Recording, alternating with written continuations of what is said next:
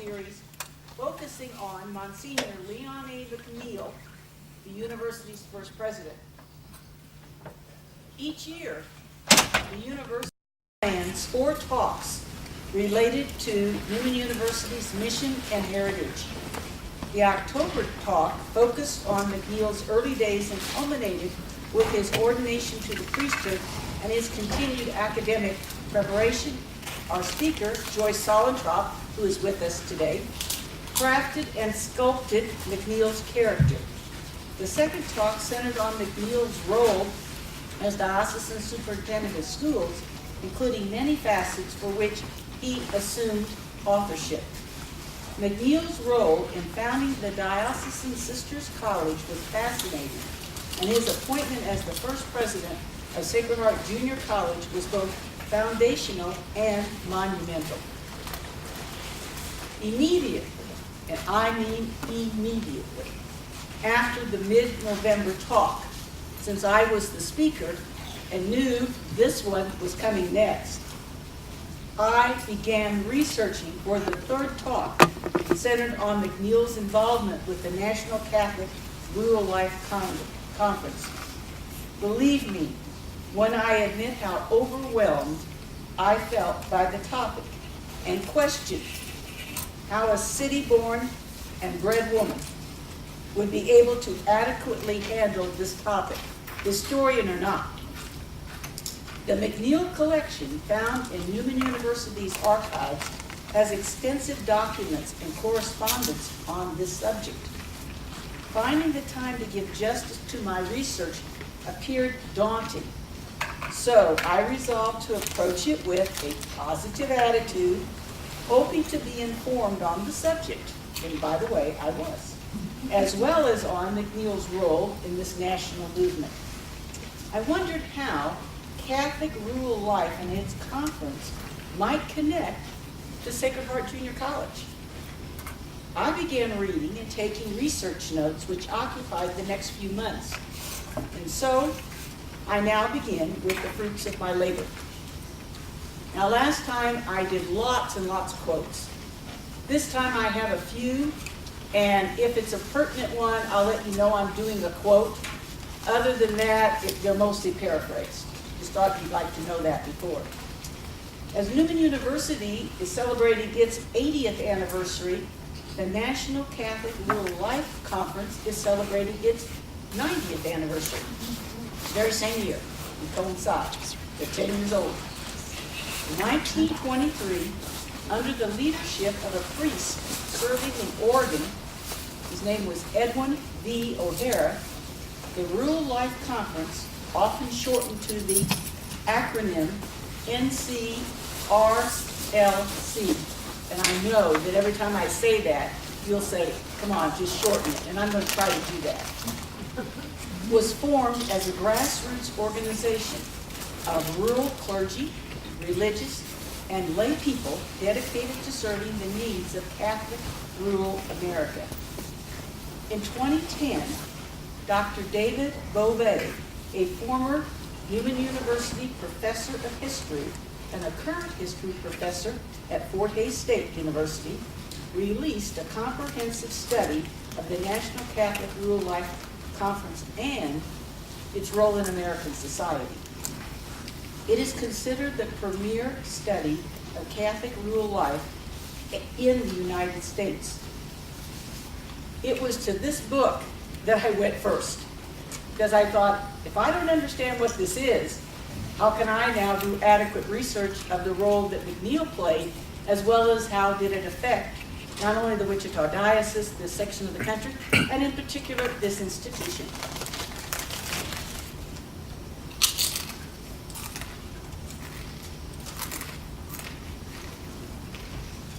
Of course, now I have to find where I was. There we go. All right. Reading sections of this text provided an excellent foundation for my understanding of Catholic rural life and how this affected American society, as well as how American society was affected by it. For 90 years, this organization has spent decades dedicating both hard work and prayer to furthering and bettering Catholic rural life. and I do quote from the book. The National Catholic Rural Life Conference was founded on November the 11th, 1923, which was the third day of a gathering of bishops, priests, and laity in St. Louis, Missouri. In other words, this gathering had taken place, and it's at that, on the third day, that they said, you know what, we need to form this organization, and that's how it evolved, actually. They shared common concerns about Catholic rural life and determined it was time to form an active organization. Father Edwin O'Hara, an energetic guy behind the Rural Life Conference. Through his study of Catholic rural education, O'Hara saw that the rural church was underserved in terms of priests, churches, hospitals, and Catholic schools. And maybe I need to stop there and say, this is really interesting to me. What did they consider rural? Where was rural? Well, most of the United States was rural, is what you soon find out. And actually, let's use the fact that it was in St. Louis, and we can say, really, with that gateway to the west being a symbol for us, in a lot of ways, yes, it is this area. It's also in the south. It's also all the way in the west. In many ways, it's simply where you didn't have many large cities. So it's an area that had small towns as well as had large farmlands as such. O'Hara felt that this part of the pattern of overall neglect in which church authorities gave little attention to the social, economic, and religious problems of rural Catholics. So in other words, he's saying, I don't think that the church is really addressing the concerns, and they are unique, and they need to be addressed. Throughout the latter part of the 1920s and early 1930s, the conference was primarily interested in religious education for rural Catholics and the challenge of anchoring Catholics to the land. Now, right away, you ought to say, uh-oh, Catholic education. Who was our individual in this diocese who was in charge of Catholic education? Leon A. McNeill. And so, right away, you can see how these are going to connect together. Now, before I move to how McNeill really got involved with O'Hara in the Rural Life Conference, I'd like to paint a little bit more of a picture of this Edwin O'Hara. He was born and raised in Minnesota. He served as a military chaplain during World War I, and then he was assigned to serve in Eugene, Oregon. Now, while serving in Eugene, he became the director of the Rural Life Conference and lived both in Washington, D.C. and in Oregon. I'd like to say simultaneously because it almost seemed that way, but we know that's an impossibility. But in the same time period, he went back and forth between these two places. Now remember, his two ministries are at least 3,000 miles apart. In 1930, he was consecrated as the Bishop of Great Falls, Montana. And in 1939, he was named as Bishop and then Archbishop of Kansas City, Missouri. So somebody who actually served right here in our backyard, or they would probably say that we're in their backyard, but they got it wrong. An article that was published in Time magazine on September the 26th of 1939 stated, and this is a quote, "The new bishop was something of a shock. In 1939, the Roman Catholics in Kansas City, Missouri hardly knew what to make of the intense, quiet-mannered man with reddish-brown hair and big ideas that came to preside over the 23,000 square mile diocese. Bishop Edwin Vincent O'Hara began by poking so many irons into the fire and looking to his flock to keep the blaze going." That's an important statement. He always was trying to get the laity involved. That was something that this man had a passion for. In the 10 years since his arrival, this is still part of that quote, So this is in 39 that he first came, but this article now appears, and this is what it's saying. The diocese, in the 10 years since his arrival, so this is in 49, the diocese had built or bought 42 churches, 31 rectories, 24 colleges, high schools, and grade schools, 14 convents, 8 social centers, 6 hospitals, and 25 other structures. End quote. Perhaps O'Hara, that was 10 years. Perhaps O'Hara's deepest concern was in developing the church in rural areas. He was quoted in the Time article as saying, "The most important product in rural America is children. Not wheat, not corn or flax. The church is the biggest single factor in bringing up rural communities." So you see right away, there's going to be a tie to education, for sure. When I read more about Bishop O'Hara, it was quite clear to me how Leon McNeill became O'Hara's friend, confidant, and colleague. These two men were so much alike. They really were. I was amazed at how much similarity. So now I ask, how did Father McNeill get involved with a priest from Minnesota who lived on the western coast of Oregon and spent several weeks out of the year in Washington, D.C.? Now, historians love to ask questions like this. And of course, we always say, well, you know, they're dead now. I can't ask them. But I can take a look at the material and extrapolate a few things regarding it and kind of put them together in somewhat of a jigsaw fashion. The first correspondence that we have in our collection between O'Hara and McNeill was written at the very end of 1927. So the organization has been in effect for 4 years almost. O'Hara was then in Eugene, Oregon, and serving as the director of the Rural Life Bureau that was under the umbrella, now this is in Washington, under the umbrella of the National Catholic Welfare Conference. That's the umbrella which a lot of these organizations will in time come out of. O'Hara, just like McNeill, had a brother who was a writer. You remember McNeill's brother Charles was a very active journalist and publisher. In this particular case, same story. O'Hara had a brother, his name was Frank. And Frank served as editor of the periodical Catholic Rural Life, again in Washington, D.C., at Catholic University.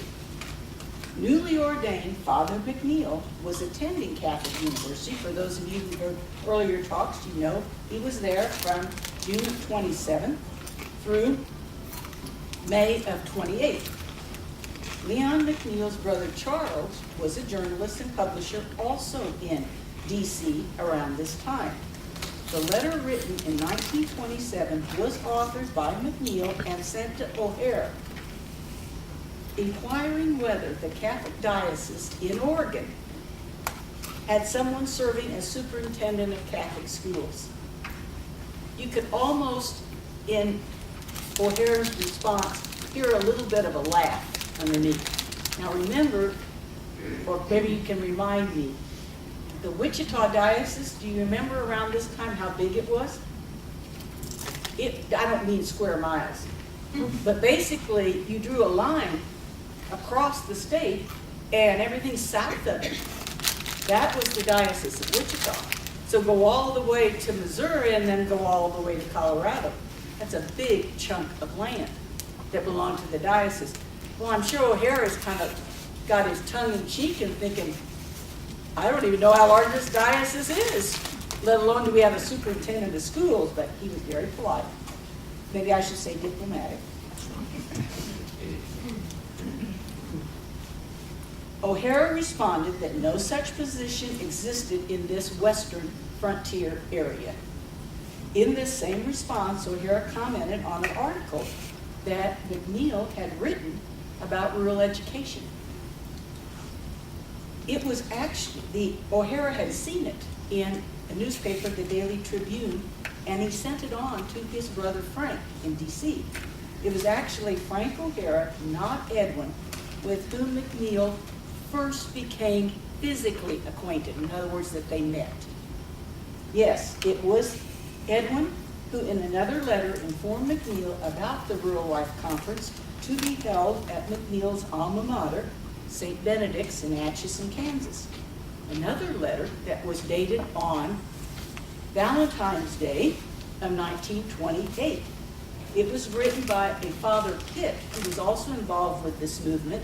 He was from Louisville, and he's asking McNeill, at this time Pitt was serving as the one in charge of the educational section whenever they would have their meetings. So when this Rural Life Conference is going to meet in Atchison, Father Pitt was in charge of the area of the education.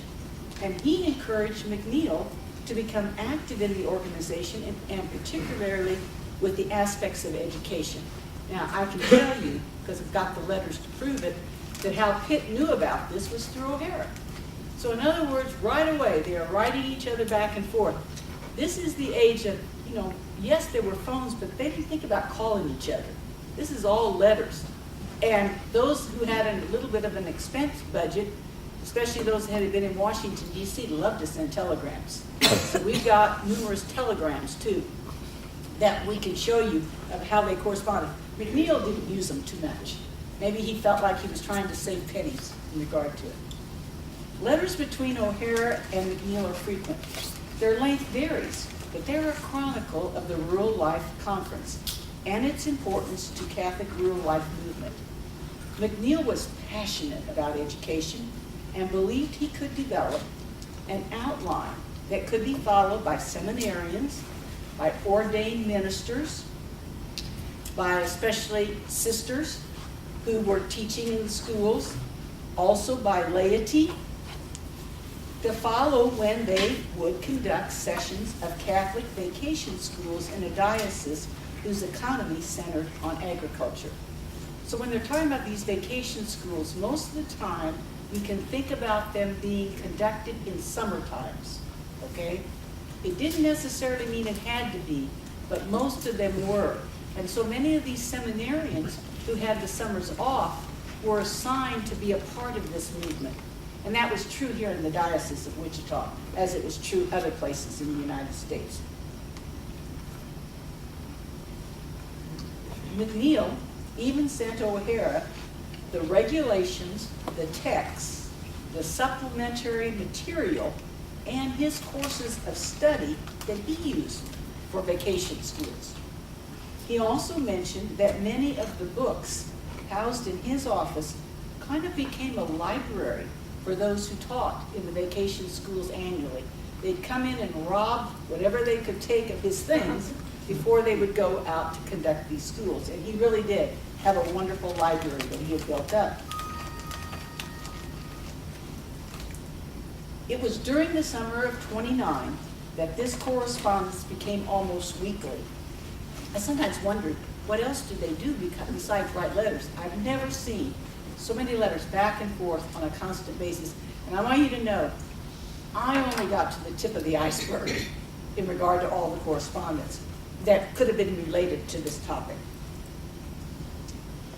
That summer in '29, O'Hara was teaching a course at the University of Notre Dame. And his letters came on the University of Notre Dame stationery and were handwritten. By the way, a lot of our early letters are handwritten, not as much by McNeill because he had available someone who could help him out to type, and that's where he kept a copy of every letter, otherwise we wouldn't have those either. After receiving the above-mentioned letter and materials, O'Hara told McNeill how excited his letter had been. He also told McNeill that 70 dioceses would be represented at the annual fall Rural Life Conference that was going to take place this year in Des Moines. So we've moved to another year, and that's where it's going to be held. And O'Hara directly asked McNeill to make a major presentation on vacation schools at the conference. tell people how it's done, show them the kind of materials to have. In another 29 letter, O'Hara asked McNeill to identify the parish with the best vacation school in Kansas. McNeill explained he could only address the Wichita Diocese. And anybody want to guess what parish he might have picked? Now remember, it's the whole southern part. It's actually pretty close to here. In Mill? And I'll let Joyce. Newman, Okay. I picked on her because it's Colwich. Oh, really? Yeah, it's actually Colwich is who he named. And I found that quite interesting. But he didn't hesitate even. He said, absolutely, Colwich was the leader as he saw it. O'Hara did actually contact the Colwich pastor and did a feature article on the parish in one of the National Catholic publications. Now, most likely, O'Hara saw to it that his brother wrote the article and followed through on getting it published. I don't have any real proof of that, but that seemed to be a pattern that was actually there. Beginning in 1930, the correspondence between O'Hara and McNeill excuse me, doubles and even triples. Because McNeill's documents on vacation schools becomes better known, especially after the Des Moines Conference. He gives this major address. Everybody sees him as the go-to person. If we've got questions, we want to set this up in our diocese, this is the man that we want to go to. And for some reason, they would write O'Hara and say, we want to get in contact with McNeill. So there was constantly these letters going back and forth. McNeill is asked to work with two other priests to produce a document, usually referred to as a pamphlet, that would provide information on how to do this and that other people could follow. Due to some health reasons, the other two priests are unable to help. So the real work was done by McNeill, who stays in regular correspondence with O'Hara, keeping him apprised on this project. Excuse me. McNeill and O'Hara edit the pamphlet that will be about 50 pages long, and it'll be called the Course of Study. Imagine having to do this via normal mail, or snail mail as we might call it today. Mixed into this correspondence, I found letters addressing the need O'Hara had for getting a full-time secretary. In his position, he didn't have anybody to help him. So that's why a lot of times he wrote a handwritten letter.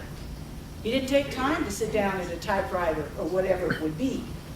He didn't have one.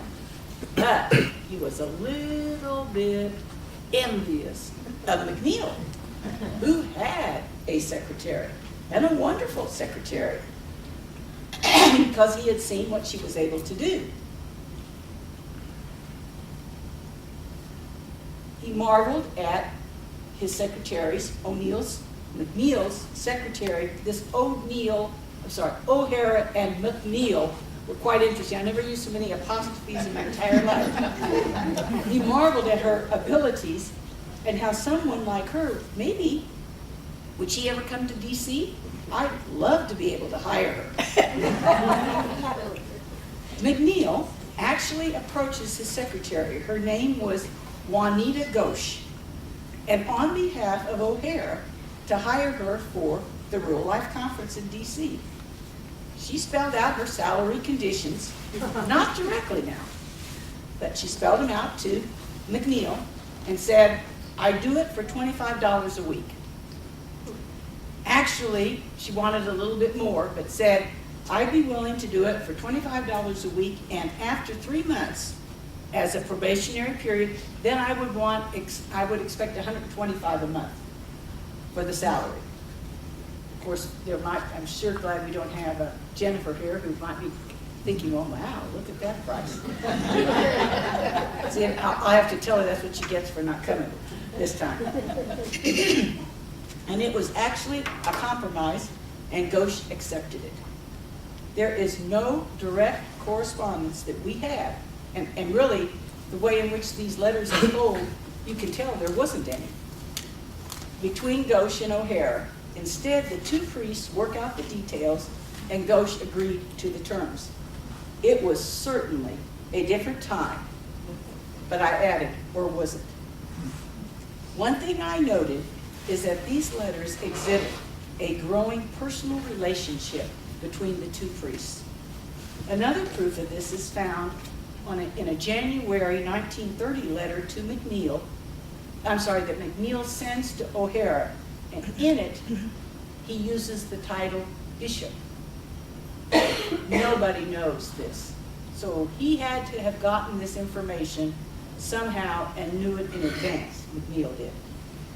It is true, later on that year, Edwin O'Hara will be named Bishop of Great Falls, Montana. Now just imagine, add this now to the work that he's doing. In 1930, O'Hara asked McNeill to prepare a paper on correspondence courses, another of McNeill's passions. These are some of the things I talked about in the last talk, all those involvements that he had as superintendent. So now, besides these vacation school manuals he's been producing, now he's saying, how about correspondence courses? O'Hara mentions that the manuals on vacation schools are constantly being requested, and excellent things are being said about them. He knew he had a treasure in McNeill, and he's going to turn to him constantly in regard to this, unless McNeill puts up a wall, and that didn't happen. O'Hara made sure to state, McNeill, this is your baby, and this news ought to be quite pleasing to you. 1931, McNeill has taken on more of the responsibilities for publishing and printing these manuals, vacation schools, and then correspondence school programs, and then will come study guides. I'll speak to them a little more later. All of these were actually printed in Wichita for the nation. McNeill made sure to dedicate the manual to O'Hara, who has resigned his position as director of the NCR, the Rural Life Conference. O'Hara never resigned his interest or participation in the movement. And one of the last official things O'Hara did as director is to request that the Wichita Diocese become the host for the 1931 Rural Life Conference. O'Hara's successor in Washington, D.C. was Reverend Edgar Schmeidler. He's a Benedictine. McNeill was acquainted with Schmeidler previously since he was educated himself by the Benedictines. The correspondence between McNeill and Schmeidler appears to be more of a business nature than his letters to O'Hara. The letters to the latter were very direct and to the point. I'll share one letter later which was business related, but did include a more personal portrayal of Schmeidler. It was so obvious to me that the tone of the letters just did a complete switch. It's not that he didn't like him, he just hadn't established this deep personal relationship that he had with O'Hara. Those two men could read each other's minds. They knew the next steps and they moved accordingly. But that's not going to be the same with Schmeidler, but as I said, I'll say a little more about him later. Through my remarks, we have ascertained how Leon McNeill became involved with the Rural Life Conference. I previously mentioned Wichita was requested to host the 1931 conference. We can all imagine that McNeill's involvement became more intensified from this time through most of the 1930s. To capture some of the growing involvement, I have chosen to present what I consider as the greatest of McNeill's accomplishments with the Rural Life Conference. So what I'm going to do is, I'm going to pick a few things that I think, when you look back, while he served and did this, representing our diocese, these would be maybe his greatest contributions. Now remember, this is according to Sister Charlotte. I don't know how accurate these would be, but I think maybe I could at least hit one or so, if I would have him here to ask himself. And probably he wouldn't even want to estimate what they might be.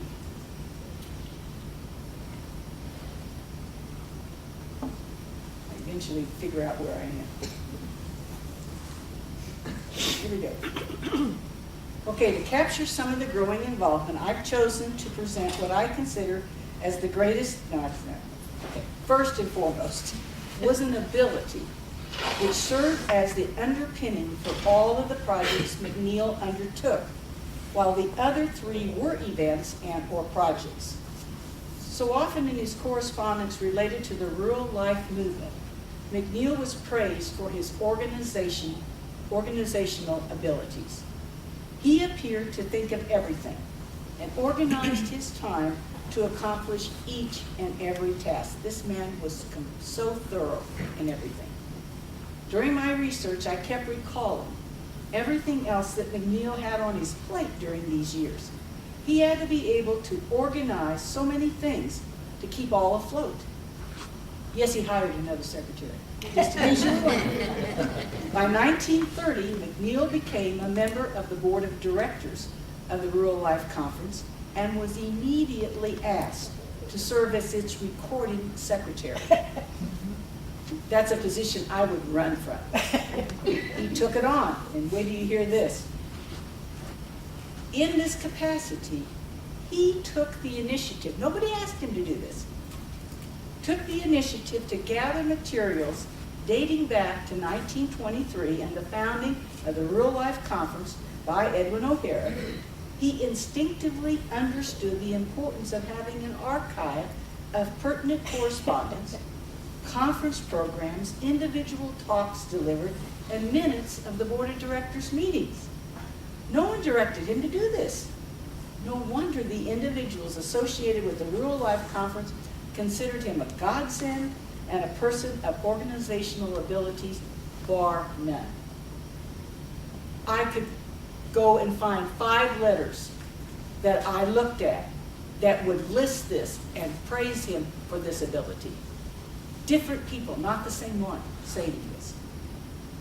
As a new member of the Rural Life Board, McNeill was asked by O'Hara to approach Bishop Schwartner and request that the Diocese of Wichita be the host for the 1931 conference. The bishop gave a favorable response, knowing that he would appoint McNeill to serve as the organizer and liaison for this gathering. And this is the first event that I would say, besides his ability for organization, I'd list this conference that he had and planned here. On October 21st and 22nd of 31, Wichita was the host to the National Catholic Rural Life Convention. It was held at the Broadview Hotel in downtown Wichita. Bishop Schwartner opened the conference with a solemn pontifical mass in the cathedral, and Bishop O'Hara of Great Falls, Montana, delivered the sermon. McNeill oversaw the marketing of this event to all the parishes in the diocese and the surrounding parishes as well. He made sure that the Catholic Advance, as well as the Eagle, carried numerous articles before, during, and after the conference. One item stated, the Catholic Rural Life Conference year by year becomes a more important agency in interpreting Catholic thought on the problems of rural population in the United States. And it already made an important contribution toward the solution of those problems. Furthermore, the conference has brought before the Catholics of America the vast importance of the farming population to the well-being of the nation. The Wichita Catholic Rural Life Convention, being held at a time when the very continued existence of farming as heretofore understood is in the balance, will undoubtedly be one of the most important meetings the conference has yet held under the patronage of the Bishop of Wichita. So they're saying, out of all the things that the Bishop of Wichita, while he's been here, has called, this one might be the greatest accomplishment. At least that's what they said at that time, and they probably would have continued to say that. A very interesting program had been prepared for this convention, and all who attend will find the sessions highly profitable.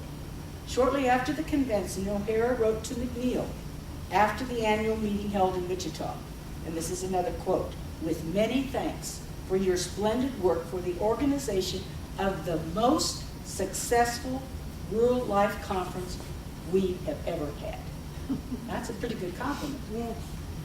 The other three greatest accomplishments of McNeill related to the Real Life Conference, which I've chosen to relate tied to educational projects. McNeill shepherded for the Wichita Diocese through the Real Life Conference to the nation. One would be that manual for vacation schools, guidelines and documents for Catholic correspondence courses, and then study clubs, developed primarily for Catholic women and centered on Catholic action and welfare projects. In the same letter from O'Hara to McNeill after the convention, he mentions McNeill's efforts on the manual then used throughout the Catholic Diocese of the United States on vacation schools. He states, I love this quote. Maybe I'll take a drink of water before. The only one who's heard it is Kelly Schnedden, because I love this expression. And I think I read her the whole quote, but that was, gosh, I think it was way back in December when I was first starting on this. If the vacation schools, now this is O'Hara, if the vacation school failed to do the work, it will be because of slapdash methods and failure on the part of bishops, priests, and teachers to take the work seriously. We are working in a field where heretofore everything has been slipshod, cheap, and shoddy as compared with the work of a very well organized parish school. Whereas the work in a vacation school should be on a par with that of the best conducted parish schools. A later letter continued in this vein. You surely have the right idea in regard to setting a high standard for the vacation schools, and your emphatic expression of the need for high standards is both inspiring and encouraging. McNeill had taken over the leadership role for these manuals in 1931, and by 1930, and by 1931, he has taken on more responsibilities for the publishing and printing of the manual at a local printer. What they do is they do this and they send it to Washington, then Washington would ship it out to different places. Once in a while, they'd skip the middle piece, but most of the time that was how they did it. O'Hara clearly tells McNeill that he needs to list himself as the editor of this publication. He just never was taking the credit. And he said, your name has got to appear, not mine. You're the one doing the work. Approximately 5,000 copies of the manual were published annually since the original amount, which started out at 1,000 and went up finally to 2,500, did not fit the needs nationally. They'd run out.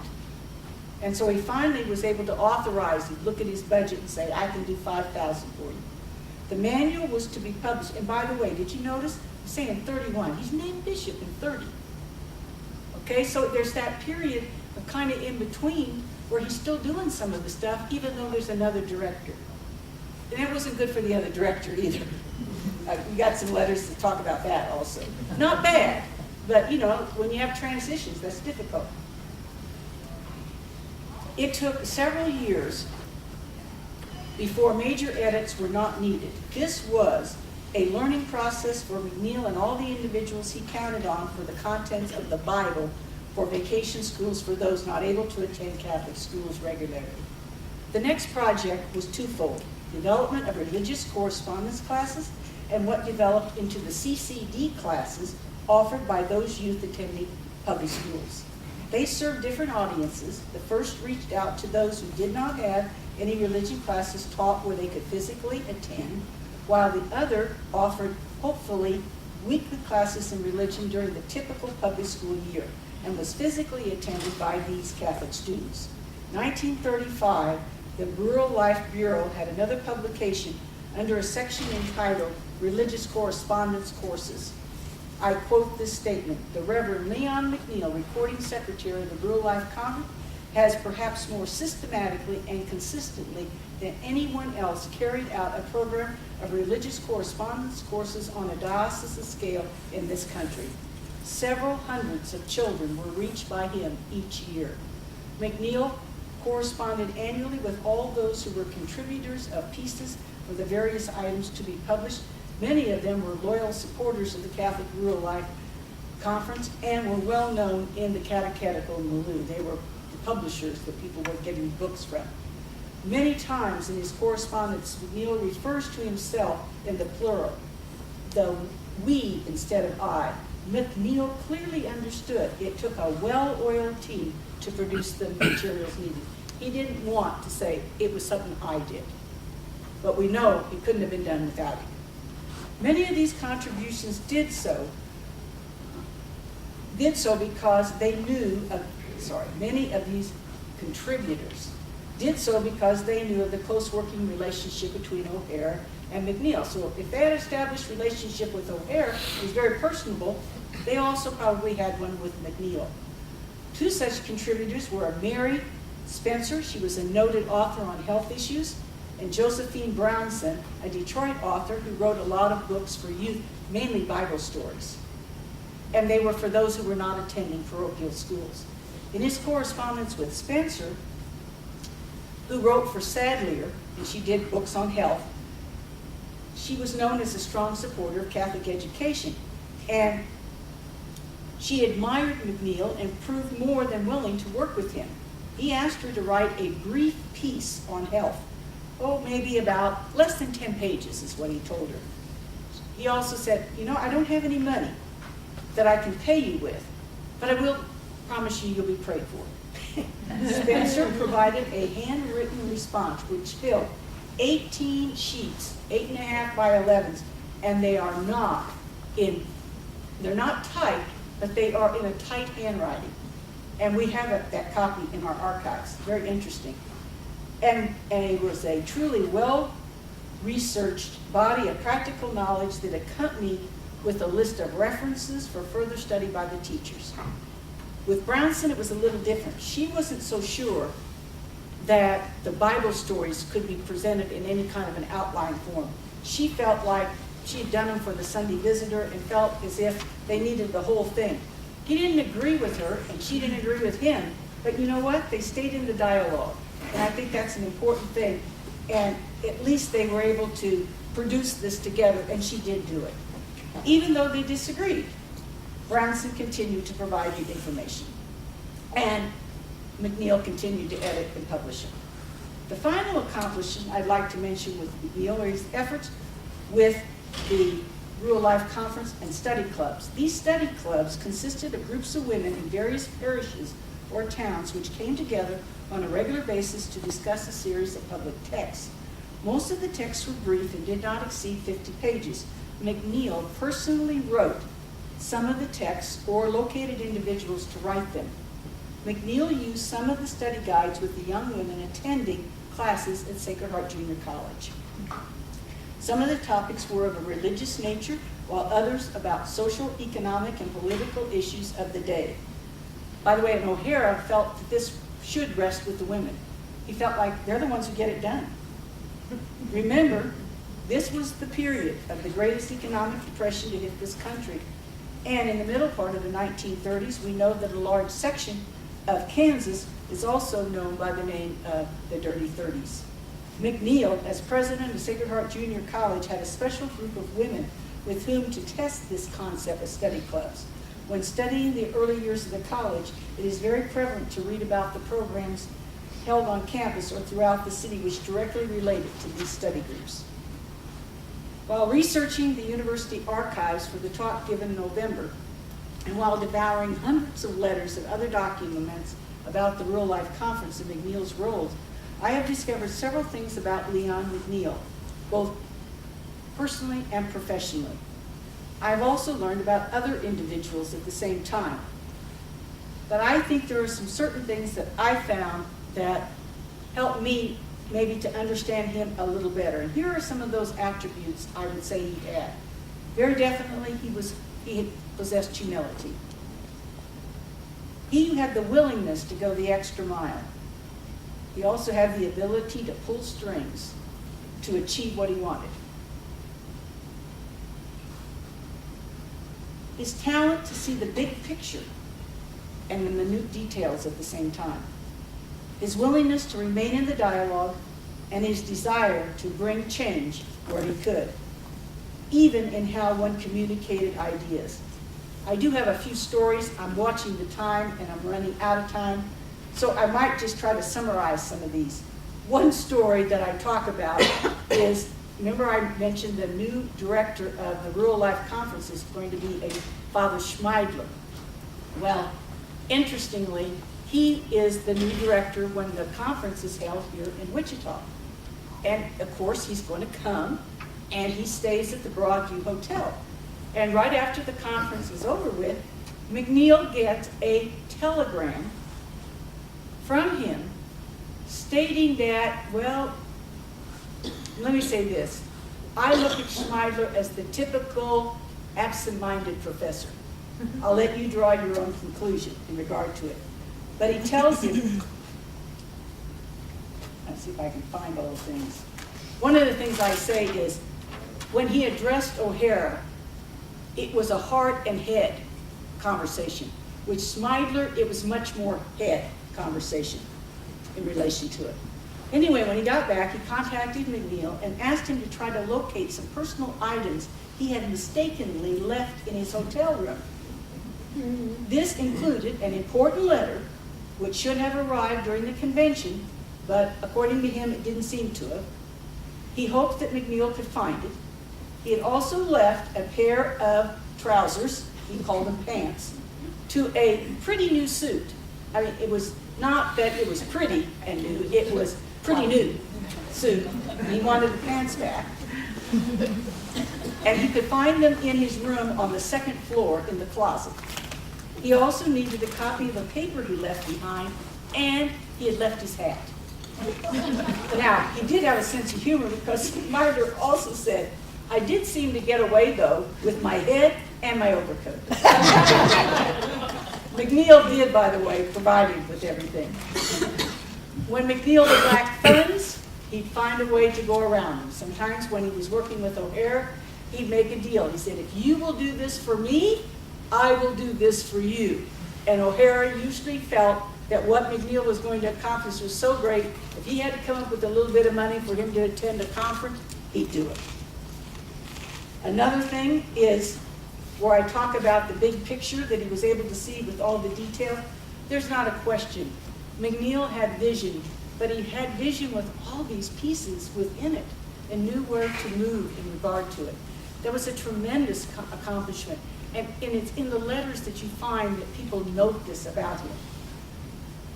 An interesting thing happened in 1934, and the Bishop of Wichita finally gave McNeill a little bit of relief and appointed someone else to be the representative to the Rural Life Conference. Let me tell you this, he might have given him some relief, but they aren't going to let McNeill go. You can bet on that.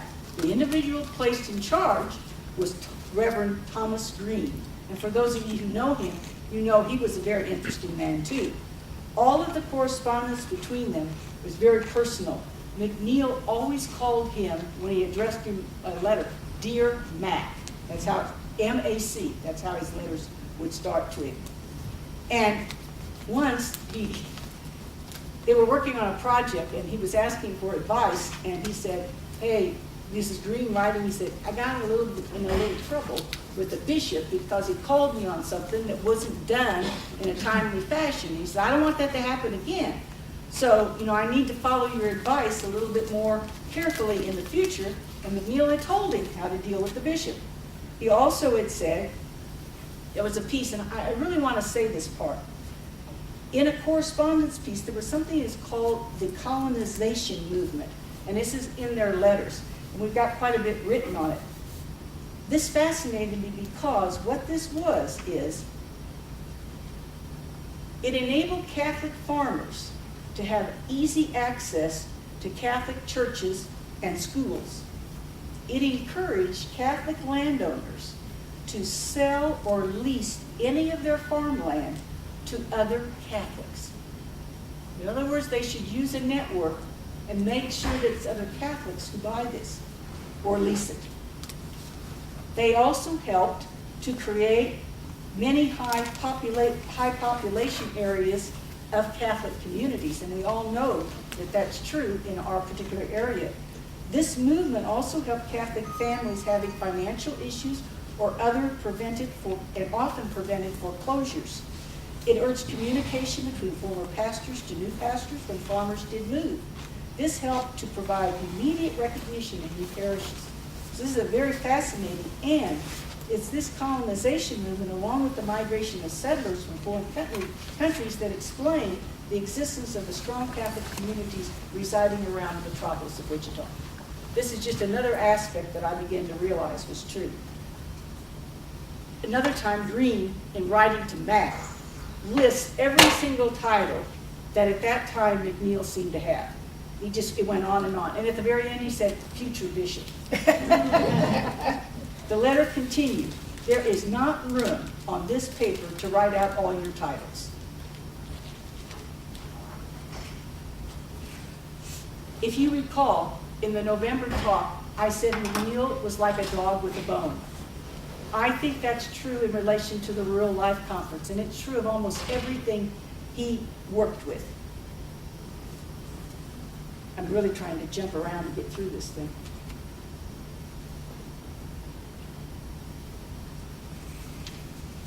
There is a whole part that he stayed active with. He didn't let Green do this, and that was a section where the convention or the conference, the Real Life Conference, decides they want to have a special conference in which they deal with what they consider to be conference thought. What is it that makes this conference tick as such? And McNeill was sent a list of possible contributors. And they wanted him to review it and then to get back and say, hey, yeah, invite these people, but here's some you forgot, and these are some topics you forgot. Well, that's exactly what he did, interestingly. The list he received had all Catholic priests as presenters. McNeill wrote back, and his added a few topics, changed some of the speakers on some of the others, introduced some lay women, he introduced some women religious, and he also entered some lay men in regard to it. I believe also, and he did change the word layman to laity. I think McNeill was gender and vocation conscious years before it was fashionable and was being called for by the laity itself. Now, is there any connection between McNeill and Sacred Heart Junior College? Well, I hope that that part I talked about, study clubs, that's probably the best that I can offer. But remember, this was the educational base for all of those particular programs. He knew that it was here that the teachers would be educated. It was here that all these programs that he dreamed of would all be part of. And so, to me, that's right there. Another thing that I think is interesting, there is a display, the new display is up again in the Heritage Room, and lots of the things that I used are on display there, including Beauvais' book. They're all locked up because it's Joyce's book. I don't want anybody to walk off with it. It's a $5 book. I know it is. So anyway, those things are there for you to look at, and I would appreciate, it'll stay there until toward the end of March, so you'll have a chance. But one of the things, too, is a letter of the Adorers of the Blood of Christ, who is still involved with the Catholic Rural Life movement. I wonder how much we would have gotten involved had not McNeill encouraged us. We got involved way, way back, but we continue even today. And so I just thought that was an interesting point also. I'm just turning these pages. Hopefully, you've got a clearer portrait of McNeill through these talks and Newman's first president. I referred to him often as a Renaissance man, and I continue to strengthen this belief every time I return to the McNeill Special Collection and Archives. We're so fortunate to have that collection here at Newman. Our fourth presentation will be on Tuesday, April the 1st. I'm assured it's not going to be a joke. Joyce, it might be, she says. Joyce will be doing that one, and it's going to be on Catholic welfare and Catholic action. We have so much on this. She's going to have to pick and choose, and she knows that. But I'm sure it'll be very entertaining. I thank you for coming, and hopefully you have found some interesting ties to McNeill that you didn't know about for today.